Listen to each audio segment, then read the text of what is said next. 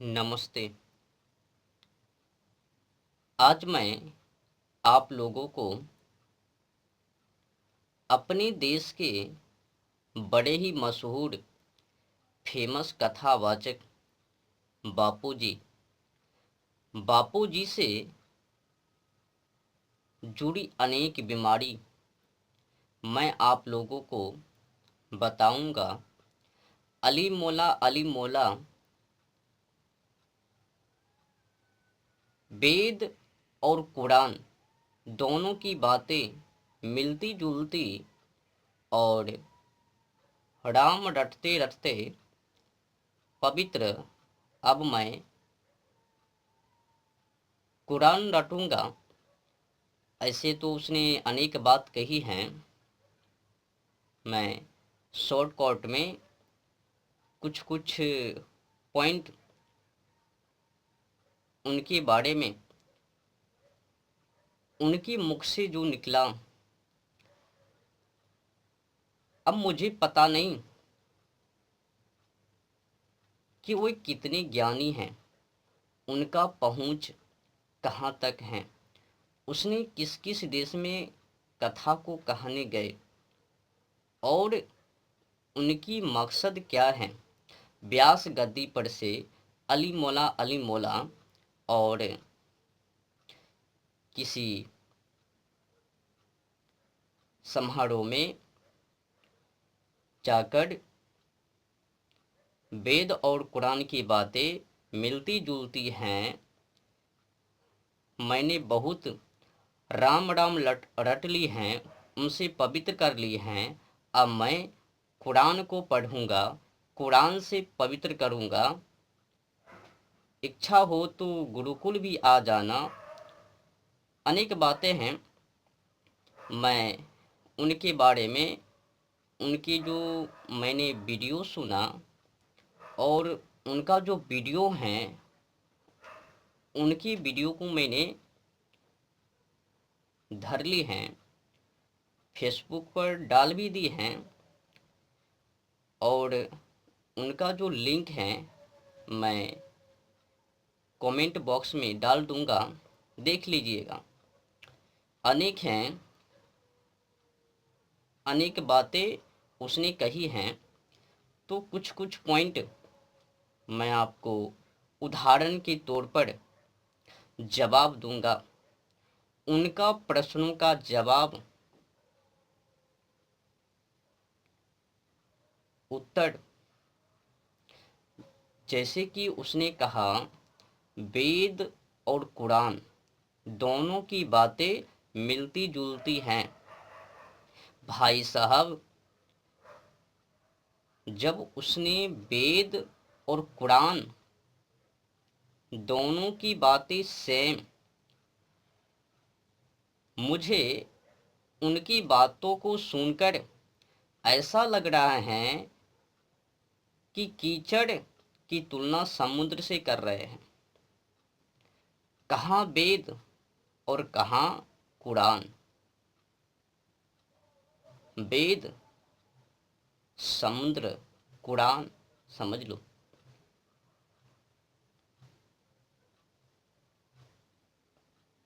और उसने जो आज्ञा दी है कि कभी कभी उनको पढ़ भी लिया करो।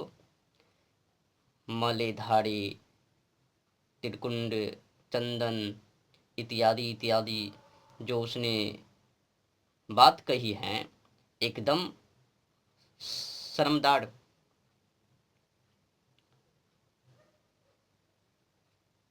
सबसे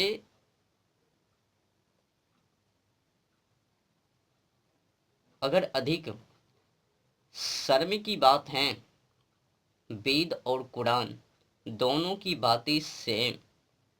बताओ, वेद तो मानवता की पाठ है, मानवता की सिद्धांत, आध्यात्मिक की मार्ग।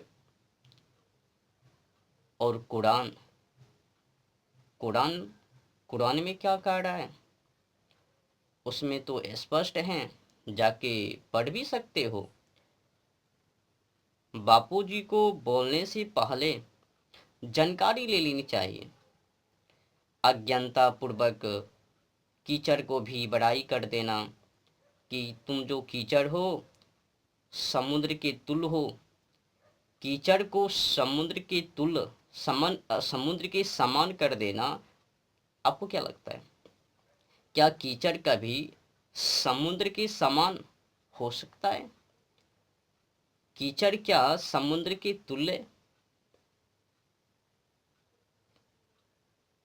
तो वेद और कुरान, इन दोनों में आसमान की फर्क है, अंतर है। कुछ जानकारी मैं आप लोगों को कुरान से देता हूँ।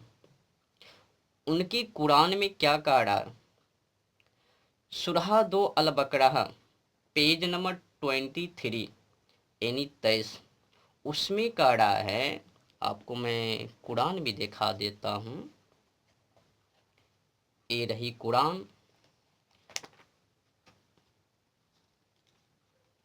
और पेज नंबर 23 देख रहे हो ना। इसमें कहा रहा है, जब मूसा ने अपनी कौम से कहा कि अल्लाह तुम्हें हुक्म देता है कि तुम एक गाय ज़बह करो।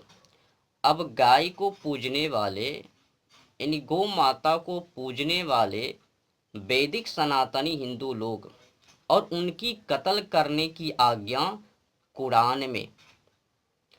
अब जो हिंदू लोग गौ माता को अपनी माता की तुल मानकर उनको पूजा पाठ करते हैं, ऊंची दर्जा दिए हुए हैं, उनकी कत्ल कुरान के अंदर। और कुरान को वेद के सम्मान बापू कर दिया। किसी किसी जगह पर अली मौला कहीं पर जाते हैं तो कह रहे हैं, भाषण कर रहे हैं कि एक हाथ में माला और ऊपर से क्या कहता चंदन, कुछ ऐसे उसने बोला। तो कहीं पर समारोह में जाते हैं तो उसमें भाषण करते हैं, मैंने बहुत पढ़ लिया, रट लिया, राम राम रट लिया, उनसे पवित्र कर लिया, अब कुरान को पढ़ पढ़ कर पवित्र करूँगा। भाई साहब, खूब पवित्र हो जाना, कुरान को पढ़ पढ़ कर ज्ञात तो कर लो ना। उसमें तो गौ की जगह, क्या तुम अपराधी नहीं हो? बिना पढ़े बिना कुरान को जाने एक तो पहले ही तुमने गलती कर दी। कुरान और वेद दोनों को सम्मान करके, एक सम्मान मान के, और ऊपर से मैंने राम राम बहुत रट ली, उनसे पवित्र कर ली, अब कुरान को पढ़ पढ़ के पवित्र करूँगा। तो अनेक आज्ञा हैं कुरान के अंदर में। मैंने जिस चीज़ों की पैदावाइश की हैं, पैदा किए हैं, उनको खाओ। उसमें तो रहम है ही नहीं, शुगर के अलावा। शुगर के ऊपर ही रहम है, बाकी बात तो जो भी जानवर पंछी हैं उनके ऊपर कोई रहम नहीं। कुरान में तो और अनेक बातें हैं। कुरान में तो ये भी कह रहे हैं, अल्लाह के सिवा कोई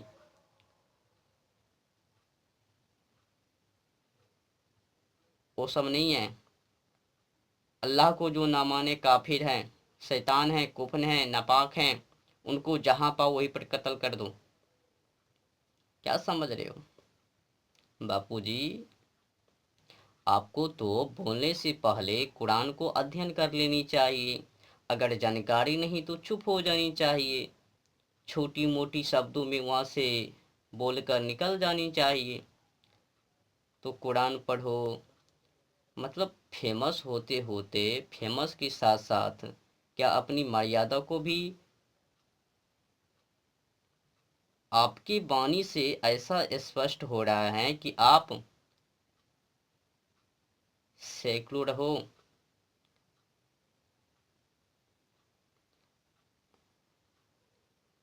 आपने जिस तरह से कुरान और वेद में एक सम्मान देखा, अंतर नहीं। तब मुझे लगा कि आपने एक नाली को समुद्र से तुलना कर दी। नाली और समुद्र में